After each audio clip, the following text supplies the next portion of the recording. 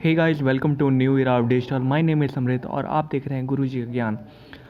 Assam rifle group B और सी का form आ चुका है। ये इसका स्टार्टिंग डेट है 11 सितंबर जो कि आप देख रहे हैं 2021 को, और लास्ट डेट है 25 अक्टूबर 2021 को।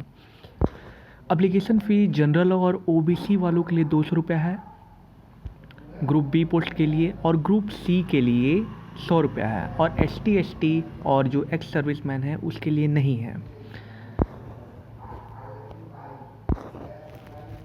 अब जो क्लर्क मेल और फीमेल का एज है वो रखा गया है 18 से 25 साल, और दूसरी जो और पोस्ट है उसको 18 से 23 साल रखा गया है। एसटी को छूट मिली है 5 सालों के लिए और ओबीसी को 3 साल के लिए। अब देखते हैं कौन कौन से पोस्ट हैं जो आपके लिए हैं और जो आपके लिए नहीं है, जो ITI किए हुए हैं और जो नॉर्मल के लिए हैं। तो जो क्लर्क है मेल फीमेल 349 पोस्ट उसमें है। लाइनमैन फील्ड में मेल के लिए 28 पोस्ट हैं। वेटनरी फील्ड असिस्टेंट मेल में 9 पोस्ट हैं। मैकेनिक में 35 पोस्ट हैं। इलेक्ट्रिशियन मैकेनिक व्हीकल में 24 पोस्ट हैं। इंजीनियर इक्विपमेंट मशीन मेल में 3 पोस्ट हैं। Instrument repair 12 post. Surveyor 10 post. अफोर्सलर 14 पोस्ट। Electrician 43 post. मसालची 4 post. Plumber 33। X ray station 28। Pharmacist male और फीमेल दोनों के लिए 32 है। फीमेल सफाई 9 है। मेल सफाई 107 है। कुक मेल 339 और personal assistant male female 19 post हैं। बार्बर के लिए 68 हैं। Bridge road male female 22 post हैं। इलेक्ट्रिशियन फिटर सिग्नल 42 पोस्ट हैं। आखिर अब एजुकेशन क्वालिफिकेशन क्या होना चाहिए जिससे कि आप फॉर्म भरने के लिए एलिजिबल हैं या आप मान्य हैं? तो आपको 10+2 यानी 12th पास होना ज़रूरी है, और आपको टाइपिंग आना चाहिए, यानी 35 WPM लिखा हुआ है। इसका मतलब ये हुआ कि 35 वर्ड पर मिनट में आपको टाइप करना आना चाहिए, और 30 वर्ड पर मिनट हिंदी में। लाइनमैन फील्ड में आपको 10th के साथ ITI इलेक्ट्रीशियन ट्रेड से आपको ज़रूरी होगा। वेटनरी फील्ड में आपको 10+2 होना ज़रूरी है, और डिप्लोमा या वेटनरी में डिप्लोमा होना ज़रूरी है। व्हीकल मैकेनिक में आपको 10th होना चाहिए, और ITI व्हीकल मैकेनिक में होना चाहिए। इलेक्ट्रीशियन में मैकेनिक व्हीकल में आपको 10th होना ज़रूरी है, और ITI मोटर मैकेनिक में होना चाहिए। इंजीनियर इक्विपमेंट मशीन मेल में आपको 10th होना ज़रूरी है, और ITI से इंजीनियर होना ज़रूरी है। ITI का मतलब सर्टिफिकेट होना ज़रूरी है। और इंस्ट्रूमेंट रिपेयर मैकेनिक मेल में 10th और ITI होना चाहिए।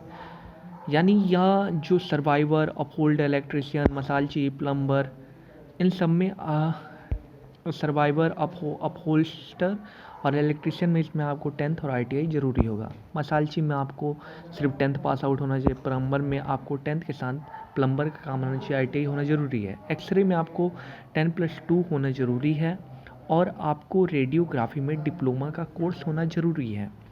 फार्मेसिस्ट में आपको डिप्लोमा का डिग्री होना चाहिए फार्मासिस्ट का, तभी आप मान्य होंगे। फीमेल सफाई में आपको 10th पास होना जरूरी है। मेल सफाई में 10th आपको होना चाहिए। कुक मेल में 10th होना चाहिए। पर्सनल असिस्टेंट मेल फीमेल में 10+2 आपका ज़रूरी है।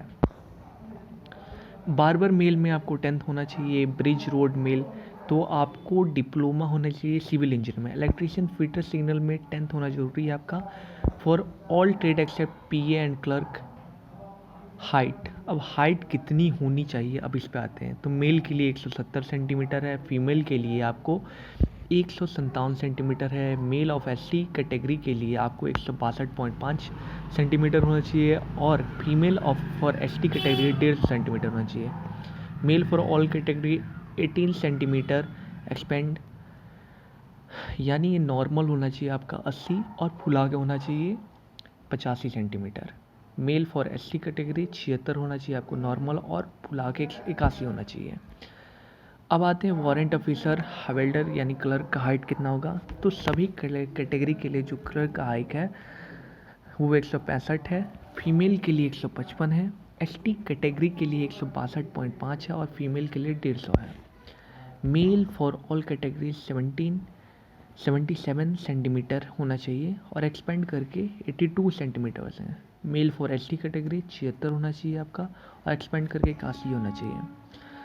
अब आपको जो अप्लाई करना है तो उसके लिए आप ऑफिशियल वेबसाइट पे जा सकते हैं। आपका जो टेस्ट होगा वो फिजिकल टेस्ट होगा, रिटन टेस्ट होगा, स्किल टेस्ट होगा और मेडिकल और मेरिट टेस्ट भी होगा। तो अप्लाई आप यहाँ पर सीधे जाके आप सीधे असम राइफल गवर्नमेंट पे आप जाके अप्लाई कर सकते हैं।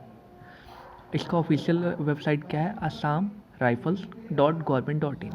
ये लैग कर अभी इस साइट पर अभी ज़्यादा लोग सर्च कर रहे हैं जिसके कारण ये नहीं खुल रहा है। तो आपको जितनी जानकारी की ज़रूरत थी वो आ चुकी है।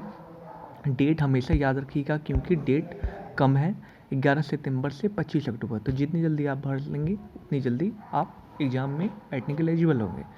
तो अगर आप चाहते हैं कि हर एग्ज़ाम की सूचनाएं आपको मिलती रहें तो आपको फौरी तौर पे सब्सक्राइब नोटिफिकेशन कर लीजिएगा, जिससे कि आपको हमेशा हर एग्ज़ाम का अपडेट मिलता रहे। अगर किसी भी तरह का आपका क्वेरी है तो आप कमेंट सेक्शन में कमेंट कर सकते हैं। Thank you.